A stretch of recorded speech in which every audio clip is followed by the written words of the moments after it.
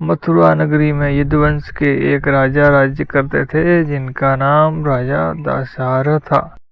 वे अत्यंत गुणवान, दयालु और पराक्रमी थे। उनकी प्रजा सुखी थी तथा आसपास के सभी राजा उनका बहुत सम्मान करते थे। उनकी पत्नी कलावती अत्यंत सुंदरी, पतिव्रता और सदाचारिणी थी।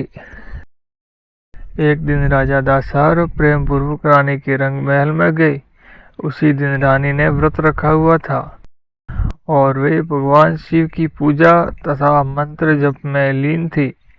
शास्त्रों के नियम के अनुसार व्रत के समय पत्नी के समीप नहीं जाना चाहिए, इसलिए रानी ने राजा को अपने निकट आने से विनम्रता पूर्वक मना कर दिया। किंतु राजा दासहर नहीं माने और रानी को आलिंगन करने के लिए आगे बढ़े।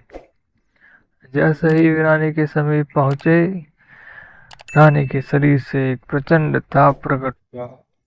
उस दिव्य तेज की उष्मा से राजा का शरीर जलने लगा। यह देखकर राजा आश्चर्यचकित रह गए। राजा ने आश्चर्य से रानी से पूछा, देवी, यह कैसा अद्भुत प्रभाव है? आपके शरीर से ये दिव्य तेज कैसे प्रकट हुआ जिससे मेरा शरीर जलने लगा? रानी ने शांत स्वर में उत्तर दिया, महाराज, मैंने भगवान शिव के पवित्र षडाक्षर मंत्र की दीक्षा ग्रहण की है और प्रतिदिन श्रद्धा पूर्वक उसका जप करती हूँ। यह उसी मंत्र का प्रभाव है कि कोई भी मेरी साधना और व्रत को भंग नहीं कर सकता। रानी ने आगे कहा, यदि आप भी चाहें तो महर्षि गर्ग के पास जाकर इस पवित्र मंत्र की दीक्षा ग्रहण कर सकते हैं। उसके प्रभाव से मनुष्य पापों से मुक्त होकर अपने जीवन को पवित्र बना सकता है। रानी के वचन सुनकर राजा दासहर अत्यंत प्रसन्न हुए। उन्होंने उसी समय निश्चय किया वे महर्षि गर्ग के आश्रम जाकर भगवान शिव के पवित्र षडाक्षर मंत्र ओम नमः शिवाय की दीक्षा ग्रहण करेंगे। राजा दासहर तत्काल महर्षि गर्ग के आश्रम पहुंचे। वहां पहुंचकर उन्होंने मुनिवर को दंडवत प्रणाम किया और अत्यंत विनम्रता के साथ भगवान के षडाक्षर मंत्र की दीक्षा देने की प्रार्थना की। महर्षि गर्ग राजा को अपने साथ यमुना के तट पर ले गए।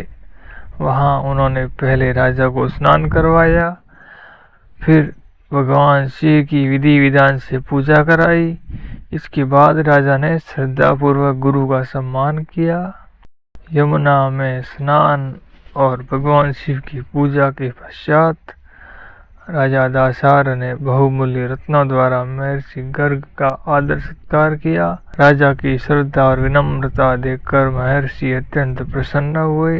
इसके बाद महर्षि गर्ग ने अपना कर कमल राजा दासहर के मस्तक पर रखा। उन्होंने भगवान शिव के पवित्र षडाक्षर मंत्र ओम नमः शिवाय की दीक्षा प्रदान की। जैसे ही यह दिव्य मंत्र राजा के कानों में पड़ा, उसी क्षण उनके भीतर अद्भुत परिवर्तन होने लगा। राजा के अंतःकरण में ज्ञान का प्रकाश फैल गया और उनके मन का अज्ञान दूर होने लगा। ऐसा प्रतीत हुआ मानो अनेक वर्षों से छाया हुआ अंधकार एक ही क्षण में समाप्त हो गया। उसी समय एक आश्चर्यजनक घटना घटी। राजा के शरीर में संचित पाप कौओं का रूप धारण करके बाहर निकलने लगे। यह दृश्य देखकर स्वयं राजा भी विस्मित रह गए। उन कौओं में से कुछ के पंख जले हुए थे और कुछ तड़पते हुए भूमि पर गिर पड़े। भगवान शिव के मंत्र के प्रभाव से राजा के पाप नष्ट होने लगे। यह अद्भुत दृश्य देखकर राजा दासहर ने महर्षि गर्ग से पूछा, मुनिवर, मेरे शरीर से कौओं के रूप में जो ये सब बाहर निकला, इसका क्या कारण है और मैं अचानक इतना हल्का और पवित्र क्यों अनुभव कर रहा हूँ? महर्षि गर्ग मुस्कुराए और बोले, राजन, ये तुम्हारे अनेक जन्मों के संचित पाप थे। भगवान शिव के पवित्र षडाक्षर मंत्र ओम नमः शिवाय के प्रभाव से वे सभी नष्ट हो गए। भगवान शिव का यह मंत्र मनुष्य के अंतःकरण को शुद्ध करता है। श्रद्धा, विश्वास और गुरु की कृपा से किया गया इसका जप साधक के जीवन का कल्याण करता है। महर्षि गर्ग के वचन सुनकर राजा दासार अत्यंत प्रसन्न हुए। उन्होंने अपने गुरु को बार बार प्रणाम किया, उनका आशीर्वाद प्राप्त किया और भगवान शिव का स्मरण करते हुए अपने महल लौट आए। इस कथा से हमें शिक्षा मिलती है कि भगवान शिव का पवित्र षडाक्षर मंत्र ओम नमः शिवाय अत्यंत कल्याणकारी माना गया है। श्रद्धा, भक्ति और गुरु की कृपा के साथ किया गया इसका जप मनुष्य के जीवन को पवित्र बनाने का मार्ग प्रशस्त करता है। हर हर महादेव।